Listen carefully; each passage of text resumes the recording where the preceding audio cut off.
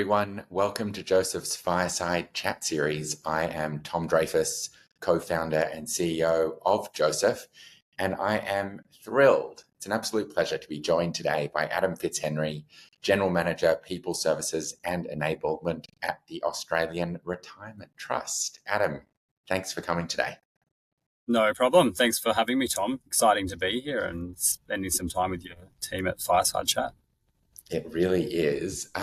Adam, easy place to start. Would love to hear a little bit about you, your background, the team you lead, and the Australian Retirement Trust. Yeah, no problem. Thanks. Interesting. So most people would think being in an area looking after people services and a whole lot of people and culture functions that I would come from that background. But actually, I started life as a marketer and kind of found my way into the world of people experience and have loved it and been here ever since. So I have a thirst for technology and, all those new things. Most people would probably call me a technology optimist, which is exciting. But one of the things that underpins me and drives me is really this idea around transformation and being able to transform things. I refer to myself at times as a bit of a pioneer in the context of, being able to see things around me and be able to make those resources and tools and products and turn them into the things that we need to be able to, improve the lives of our people that, come to work every single day. For me, that's really the focus of our team, which in the People Services and Enablement team here at ART, we're really focused on creating frictionless experiences. So the more friction we can remove from the system, the easier it is for everyone to do their jobs and the better outcomes our 2.4 million Australians that call us their super fund are able to get on with doing what's important to them. So, we're here to create digital frictionless experiences, and the team have got some fantastic projects underway at the moment, which, excited to talk a little bit more about. Amazing. Give me a sense, just for our audience, of the scale of ART, the organisation. 2.4 million Australians using ART as their super fund. That makes sense. But how about the organisation itself? Yeah, so as you said, 2.4 million Australians, amazing. That's probably someone your mum, your dad, maybe your brother, your sister, that are all members. And we have, people from all stages of life, all walks of life, that are members of ART, not just specific industries. Mm-hmm. We invest over $330 billion of their funds, hard-earned funds that we invest right around the world. So we have, shares and own parts of airports like Brisbane Airport here in Brisbane, and then, things like Heathrow Airport in London. We're a large majority shareholder in that as an example.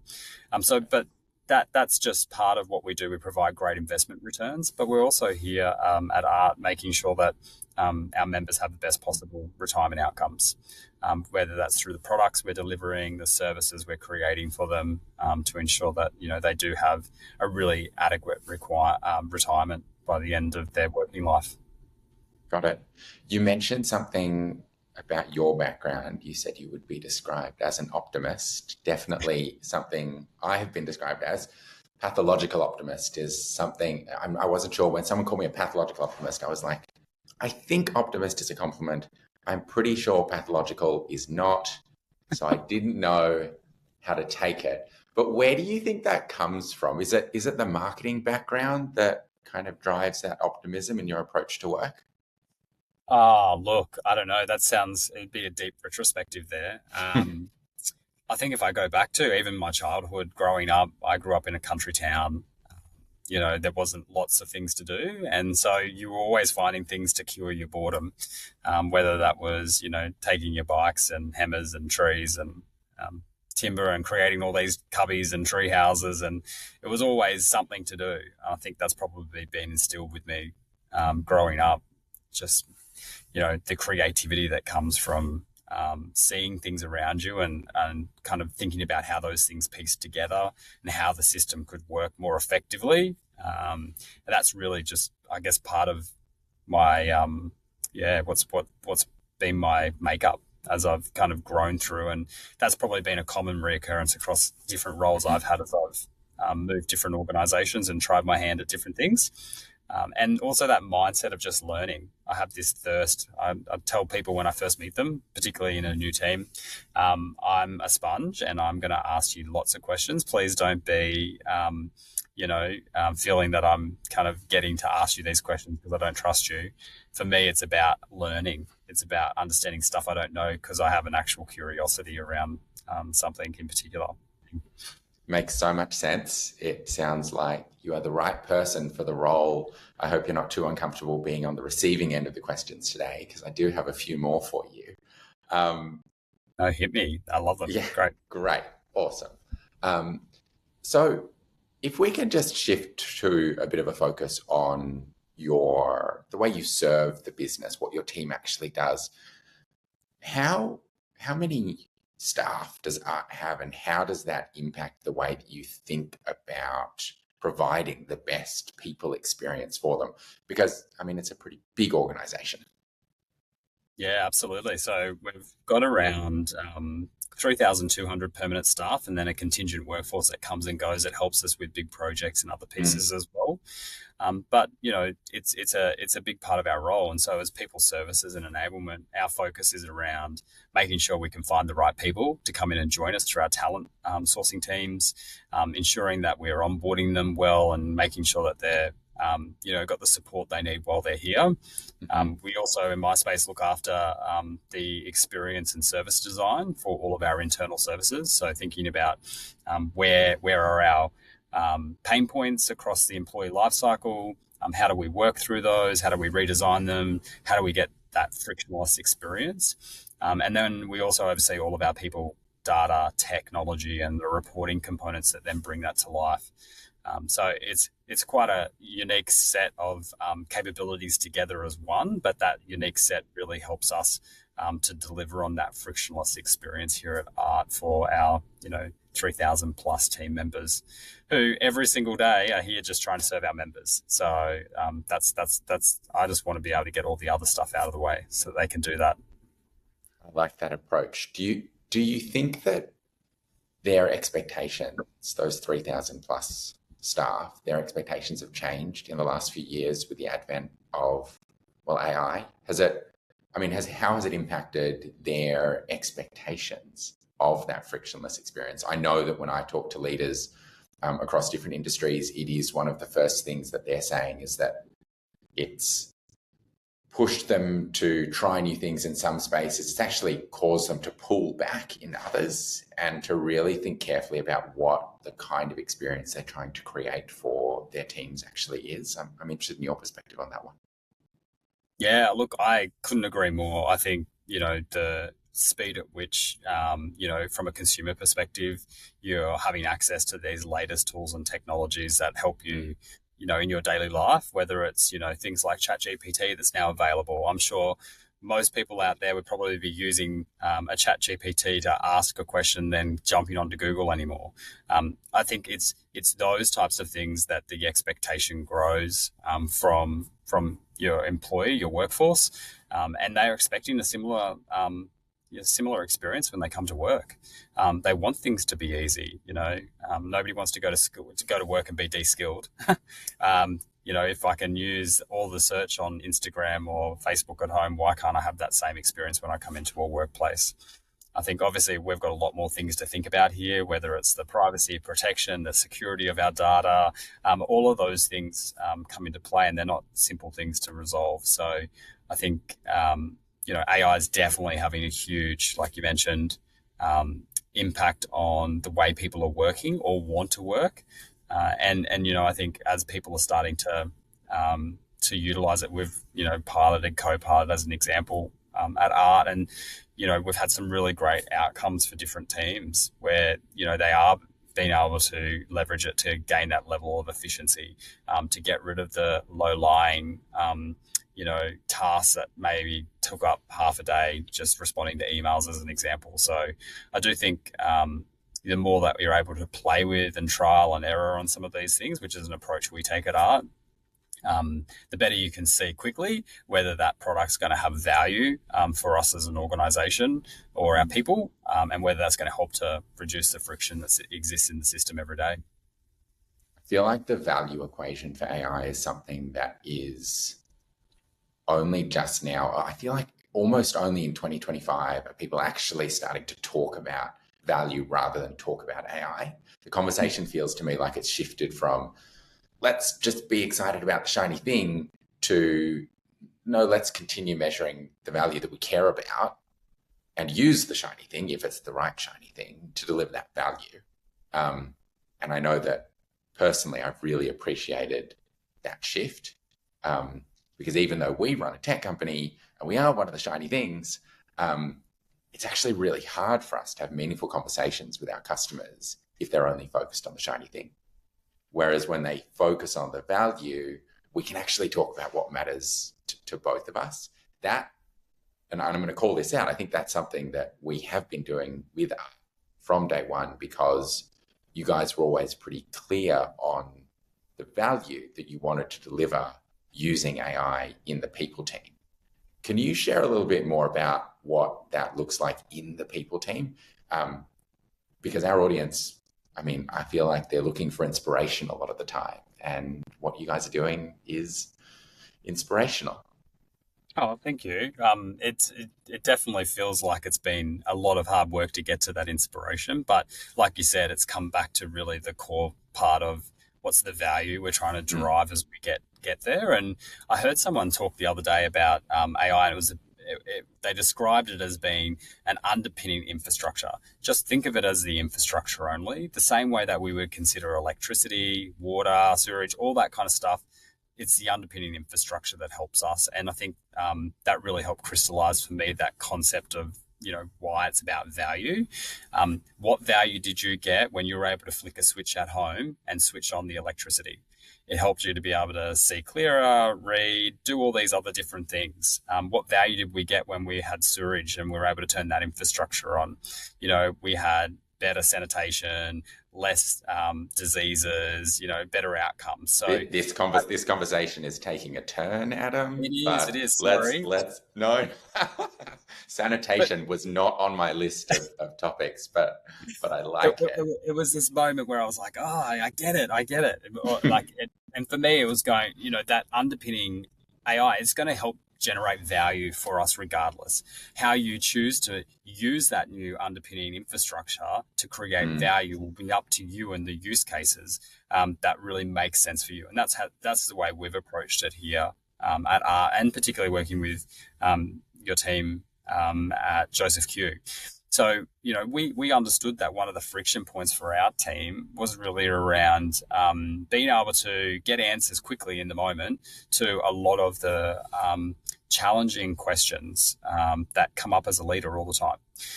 And that could be from, do I need to pay this person overtime if they work so many hours, through to what is the entitlement for this type of worker based on, where they work, what state they're in, all that kind of stuff. And so for us, we used to field these inquiries again and again and again every day. Like if I was to pull a list of all the inquiries we had, we'd probably have 500 different inquiries in a day, and 400 of those were the same thing. So there was lots of kind of repetitive stuff that was coming through, and we looked at using AI and Josef Q in particular to think about, well, how could AI help here?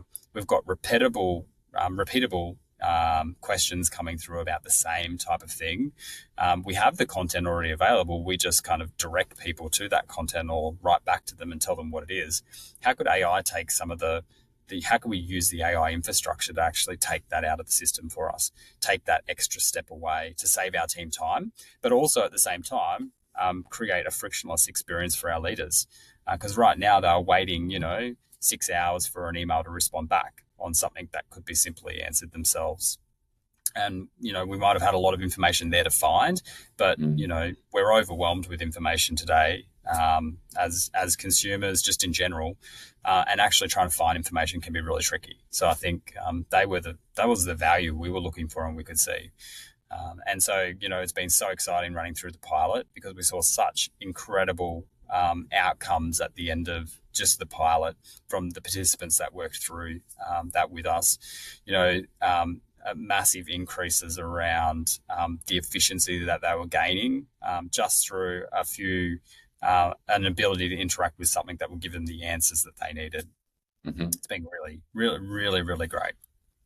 One of the things that we're really interested in at Josef is those behavior changes. Like, how do you get someone who's used to picking up the phone or sending an email or popping by someone's desk, and that person, if they're everyone's favorite person, probably has 50 pop-ins a day. How do you drive that behavior change if what you want from people, because, you need people to help themselves. That frictionless experience isn't an accident. You can do everything you do on your side, but ultimately you need the people who need your help, who need your services, who have those questions to change their behavior. What are some of the things that you've done to drive that behavior change, or how do you think about driving that? Yeah, it's a great point. We're all creatures of habit, used to doing things a certain way. And I think because we get them onto that routine, it just, becomes second nature. I just need to do it a certain way. So I think for us, getting back to the core of what is actually the blocking point or stopping people from getting there. And we thought long and hard about this as we started to roll out the technology and the tool that would underpin the ability to kind of have those fast responses and answers, and really started to think about, well, how do people actually, interact today with it? We didn't want it to become an additional step or additional thing that they had to do or go and log somewhere or do something. It really needed to be integrated as part of that daily workflow. And what we found as we went through researching with our teams was that the majority of people were actually accessing our intranet on a daily basis to get their news, to get their latest stuff. So we knew that we wouldn't be able to get people initially navigating necessarily away from there. So how could we use that as a channel to integrate the work that we knew a leader was already doing, but wanted them just to be able to take the next step and make it available then and there. And so we really went down a path, and I think that's been really successful for us in terms of helping find technology that just integrates seamlessly with what the team are already doing. And over time, that will gradually shift behavior, where I think they'll go less to spending time on searching through the intranet and more just going straight to the tool. And I think that's part of how good behavior change works.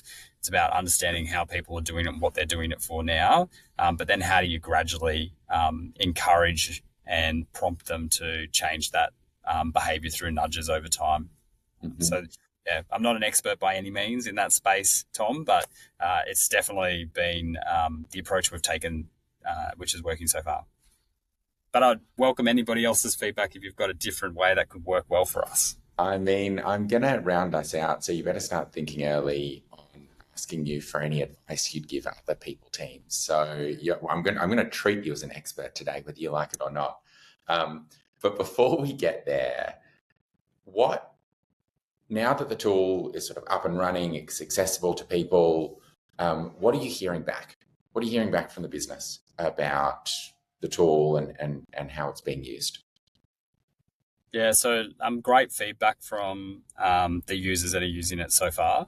We've got, up to 15 minutes being saved just through a number of tools that people are self-reporting, which, we probably didn't anticipate significant savings like that. But, the fact that people are sharing that with us is fantastic. I think the biggest advice I could share for others that are thinking about integrating AI infrastructure into the way that they're doing their work and their processes and other things is to really think long and hard about your data. It is where you'll spend the majority of your time. And I know people say that all the time, but there is no quick fix solution. If you don't have clean, good, quality data, you're going to find that the output's going to be just as bad as what you've put in the beginning. So the models, the AI learns from the quality of the data that you have. And that is my one piece of advice. Double down and spend your time focused on the data to then get to using and accessing the best parts of it. Because that's where it will fail at the end with your users. It's been my experience. If they're not getting a quality outcome, or responses at the end, they're probably not necessarily going to keep coming back. And you get that one chance. I see that good data as part of something that it struck me since the earliest days of us working together that good governance is sort of in your organisation's DNA. Mm-hmm. I know it has to be. Super funds heavily regulated, and compliance isn't just an obligation. It's for most of. I feel like this is true for art. It's part of the mission. Yeah. How does that intersect with the way that, as a people team, you're helping your users, your business, your staff to use these types of tools? Because I can see beyond just the time saving, it strikes me that there's something a little more kind of proactive about giving people access to these types of answers to questions. Yeah, absolutely. I think we've part of us as an organisation, we need to ensure that we've got really good governance across what we're doing. Our members rely on that. I think as we went through this, we weren't just looking for any specific type of tool that could help our workforce. We were looking for a tool that enabled us to be able to apply some of those layers and levels of governance that you might not have been able to access as an organisation through something like a ChatGPT or Copilot. So I think the ability for us to know that there is a level of governance around the types of answers that are being responded to from the AI, that we could report on some of that, that there was transparency around that, was really important to us at ART. The last thing I want is someone raising a particular issue with a interfacing with the AI, and the AI giving them the completely wrong answer, and they're heading off on the path of giving incorrect advice on an employment matter, as an example. So that was incredibly important for us. And I think that should be on the minds of anyone in the people and culture space around how will people act with this data, and what will they do as a result of the information that's there. Because I think one thing that we all need to learn as a society is how to actually interpret the information we're receiving. We get so much of it. Sometimes we just take it as face value. And I think we've got to keep asking ourselves, is this right? And, if you've been in the business for many, many years and doing your job for 30 years, 20, 30 years, you're going to be able to see that really easily. But for some of those workers that we've got coming through that might be new to leadership, brand new leaders, might be new HR team members out of uni, they're really probably taking this at face value. So the accuracy and the governance around the quality of what the model's producing, so important. So important. It makes a lot of sense. All right, I'm going to let you put your optimist hat on for 1 minute, just as we wrap things up. What is the thing that you're most excited about that's coming? If you cast your mind forward a year or 2 years, and you're using technology in all of the ways that you want to create that frictionless experience, what are some of the use cases, or what does that day-to-day work life look like? How has it changed? Oh, I love it. I think I spent a lot of time thinking about this, much to the dismay of my wife, who's probably wanting me to or do something. It's exciting. I think there's so much opportunity for how these pieces will actually come together. Mm-hmm. And I don't think we quite realise what that will look like yet, and how that could possibly come together.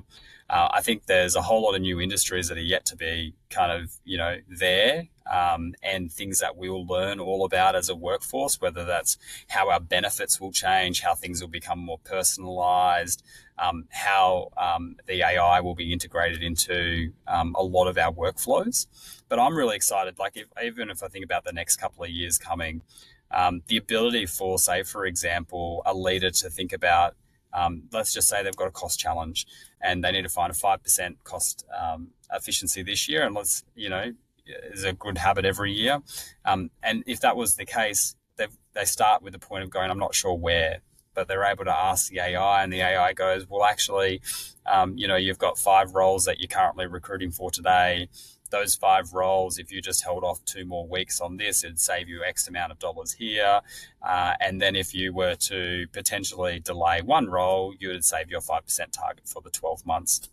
the ability for us to interact in a way that then results in complete, business outcomes relatively quickly, I think is really exciting. And I can see that will have a real huge impact on, for leaders in particular, but also on how we run the workforce in the future. And I could talk about so many different examples in that space, but I just think, it really comes down to the creativity and how you will think about bringing these pieces together. When we think about stuff in isolation, I think, we're going to get more value as we think about things and how they piece across instead of just in their verticals and isolated. Personally, I'm excited by some of the robotics coming. I think the next years we'll see some really interesting stuff in that space. I'll sign up for, one of the Jetsons robots, Rosie. So get one of those at home. It's going to help me, do the dishes and, help water the plants. Why not? You'll be able to talk to your family about AI while the AI helps you at home do the things that you would otherwise have been spending your time doing. That is a perfect vision on which to end our conversation. We're proud to be one of the pieces that you are putting together at ART. It's been wonderful to see the progress your team and the whole organisation has made. We've learned a lot on this journey with you. We're looking forward to what comes next. Adam, thank you so much for being with me today. Thank you for joining Josef's Fireside Chat series and looking forward to all of our future success. That's awesome. Thank you so much for your time, Tom, and appreciate the invite.